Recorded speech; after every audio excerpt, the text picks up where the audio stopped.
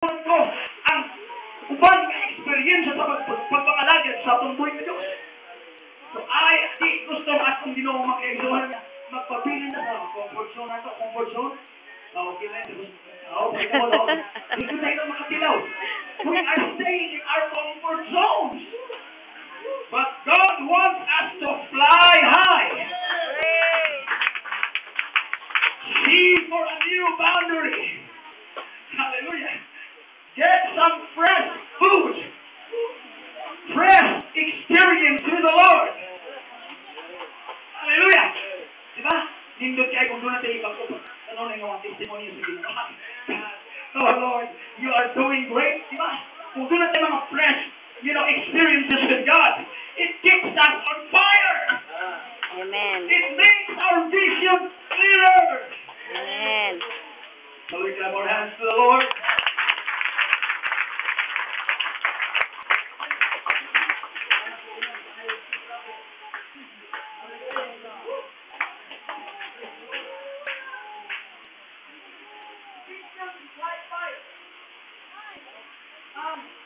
Ang paglanta mo muli siya o kalayo.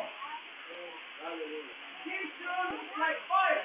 Fire can move objects. Ang kalayo, Brown out. makatulad in our cars, our motorcycles. Kanan, ang atong magamit, electrical, it moves because of fire. Although sa ito makita ko, murag kalayo lang ang dalagan diya mga kaistulan. Like fire. It keeps us moving. Yan, matama. Kaya mga estudyante na white school na mga pintado.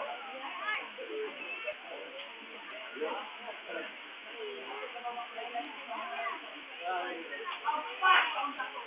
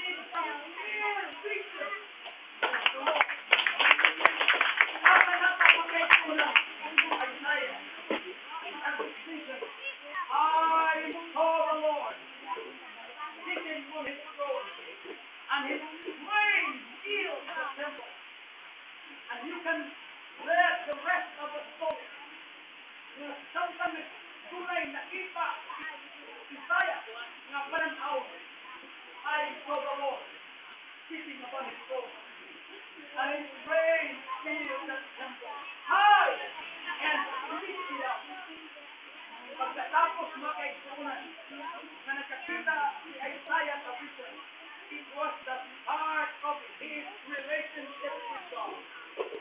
A closer relationship with God. Kung niya makaigsunan si Isaiah because of his clear vision to God. Hallelujah. He comes just as Ginoo makaigsunan. You know what? Nothing can separate us from the love of God. Amen. Nothing can separate us from the love of God. And we need that vision. Kinahanglan nato makaigsunan ko. Kinahanglan nato ang panglantaw. Vision makaigsunan ko. Kung ato kang LTO, ikin sa mga driver's license rin. Drivers, ato na driver's license. Pilit mo mga driver's license. Mga driver. Gusto mo mga driver's license. Diba? Doon na. Nasa may wala sa LTO. Palingkurong dito. Kaya, ang pungin ang imo ko sa kamata. Diba? Sa may litrahan eh. Mura man nag-cute, mura man nag-egg, mura man nag-cook. Hindi pwede. Mga maklaro man ito. A. B. Q. Pikas na po. Pikas. Marang nga po. Hindi dahil ba? Hindi ang Why? Vision is very important in driving. Yes. Taas ang rate sa accident when we don't have a clear sight or vision. The same with God. The same with our services.